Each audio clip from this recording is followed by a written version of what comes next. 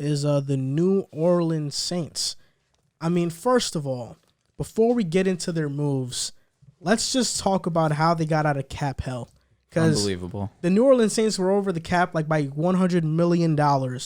And while I don't have all the exact figures, like the numbers that it saves the Saints, this is what they did.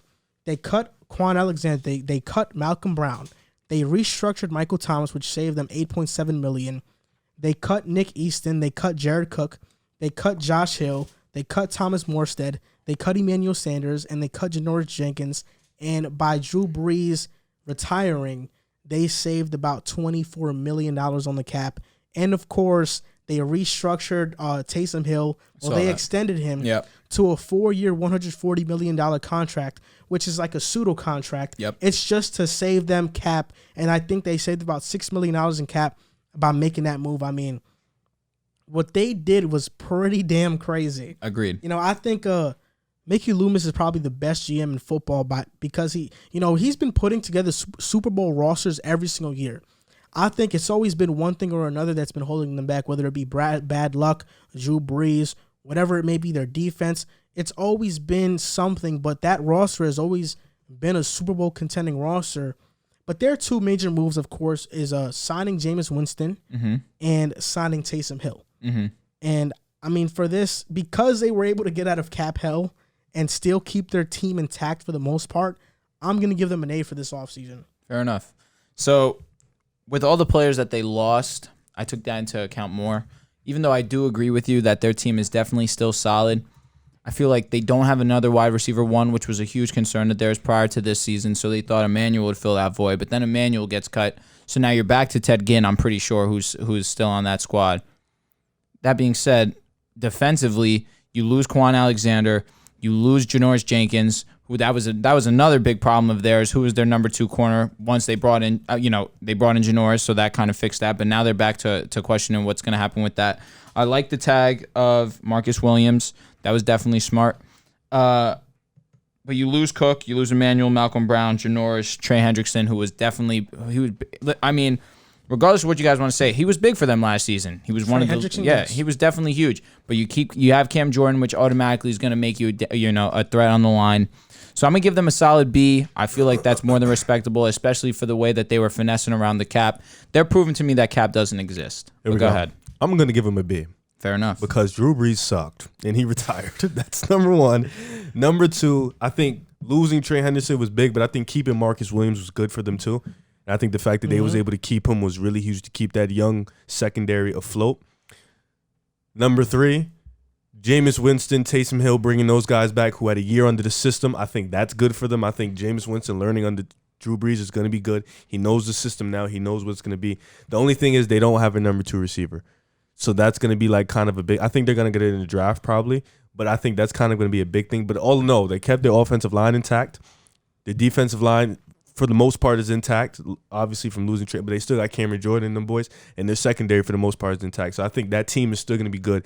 They're just going to need quarterback play. So you look at their team right now. Cameron Jordan's still there, Marcus Davenport, Noah Spence, David Onyemata, Demaryius Davis, C.J. Gardner-Johnson, Malcolm Jenkins, Marshawn Lattimore, Marcus Williams, Patrick Robinson. Is Jenkins still there, right? Yes.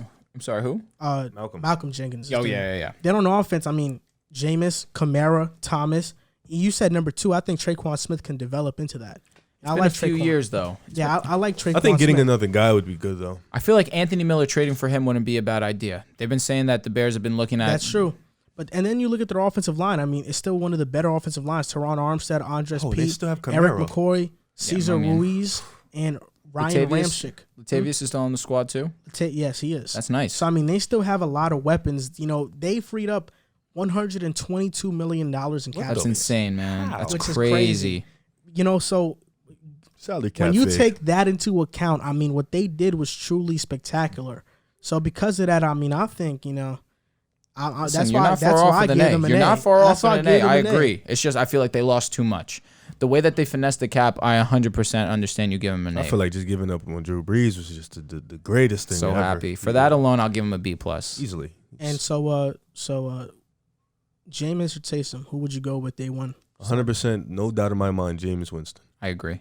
Me I don't too. even think I'm this is a going debate. Jameis I don't too. even think it shouldn't be a debate in my opinion. This man was the leading leader in, was it yards? I'm pretty sure. Yards. He was number 2 in touchdowns. He was 30 for 30. And he was throwing blind. He was number 1 in interception. He was throwing blind. Number 1 in interception. Listen, throwing He's a over funny 30 guy, though. touchdowns. He is hilarious. He's a funny guy. Get a W. He's a Yeah, funny he did guy. the little, W thing, yeah, he's a funny guy though. I hope he's good though, man. I'm a fan of all the his. disrespect Listen, I I'm have. a fan of Jameis This is too. the first time I'll be rooting for the Saints in over 10 years. Oh, I'm done. So you didn't like Drew Brees? Listen, he beat Peyton Manning in the Super Bowl. You forget that? He I didn't cried. he didn't beat your Payton though. He doesn't know me back in the day. I was a Colts fan, bro. Oh, I used to be a Giants fan. I was a So Colts that's why you fan. became a Broncos fan? I became a Bronco fan because they released Peyton Manning. That was rude. They cut Peyton Manning. Top So 2 quarterback of all time. So you became a fan. Now, listen, now I'm a lifetime Bronco. Okay, that's tough. He So set on to the so you're not a sunset. Colts fan because they were rude to Payne? They were very rude to So you Peyton. weren't even a Colts fan. You were just a Payton fan, honestly. I was a Colts fan. If they would have traded him, or like done anything listen, it was Andrew Luck. I understand. Yeah, But they cut Peyton Manning. You got nothing for an all-time great, and he signed for $95 million somewhere else. Didn't he like break his neck? He did break his neck. He came back and he was amazing. Yeah, he wasn't. He was Threw really 35 touchdowns and then 55 the year after. Yeah, I mean, my that's goat. crazy. He's Good. still Then he not got better than smoked Brady. out. Then I'm he not got saying smoked. that. All right, come on. You don't have to say that. No, It's then rude. I He threw understand the this 55 already. and then got destroyed, right, in the Super Bowl. Come on. Like, now we're teaming up on me now? Like, yes, he got blown out by 35. But talking about the Saints, so, I mean, I think Jameis should be the starter, and I'm going to be honest, man. I think Jameis is going to make a comeback. I really do. I believe in Jameis Winston 100%. We know. Now, I've been believing in Jameis Winston Amen. for a while. And I think him with Sean Payne, with Alvin Kamara, Michael Thomas, I don't really think, of course, drafting another receiver would be nice, but I don't think it's like a glaring need. I like Traquan Smith. I think a tight end is more glaring need. And we saw, agreed, for sure. Yeah. But we've seen Jameis Winston do it with one receiver, with Mike Williams, before they got Godwin. And this man, Mike Evans, was having 1,000-yard seasons. I mean, he hasn't had under 1,000-yard season ever in his career. So we know James can do it with one, especially when you got Kamara out the backfield. We'll see if Kamara lines up on the outside now too, which would definitely be an interesting look. Yeah, and everybody talks about Taysom Hill's contract, but they don't get that it's like a fake contract. It's voidable Yes. every single year. Yes, it's a fake contract. I'm good. I was confused too when I saw the money. I'm like, what Oh no, the hell? the immediate reaction when you look at 4 years, 140, you're baffled. It makes no sense. Like, what did he do to deserve that money? But then you see the underlying, things in the contract that it makes more sense. Yeah, I mean, so I'm gonna be rooting for the Saints too because I hope that Jameis does have a bounce back year. So we'll see what Alvin happens. Kamara is my favorite running back, so I'm gonna just keep rooting for But him. I think it's much more impressive how they really freed up Drop that cap. 60 It's on me in the crazy. chip. No thanks. But this is the thing though. This is why when everybody talks about like Jamal Adams like getting traded and how it was the right move because we would have had to pay a safety. I'm like, look at the Saints. Look at their cap situation. You're telling me a team that has over $80 million in cap in the Jets couldn't pay a safety, couldn't pay Jamal Adams? It's kind of ridiculous. Keep your best players. That's For my sure. motto. Whatever it takes. But they have geniuses over there in New Orleans, and that's why they can do it, and other teams can't. I mean, I'm not gonna trash talk Joe Douglas because I'm a little bit more of a believer in him than you are, and he's been making pretty good moves after pretty good moves. That being said, I agree. They definitely could have kept Jamal and made it work eventually. The only thing is, for someone who I wouldn't say he's a true safety. He's more of a linebacker to me personally than he is a safety. Because I mean, he's leading the league in sacks for safeties, but because that's what he's amazing at. But his coverage isn't as good as it could be. Like as a Derwin James, for example, or a Justin Simmons. Derwin James is more of a free safety, though. I thought he played strong. No, he plays. I think he might play free safety. I'm not sure. Somebody Okay, has to double check that. Now, you I might think be right, Rayshawn though. Jenkins was a strong safety. Okay.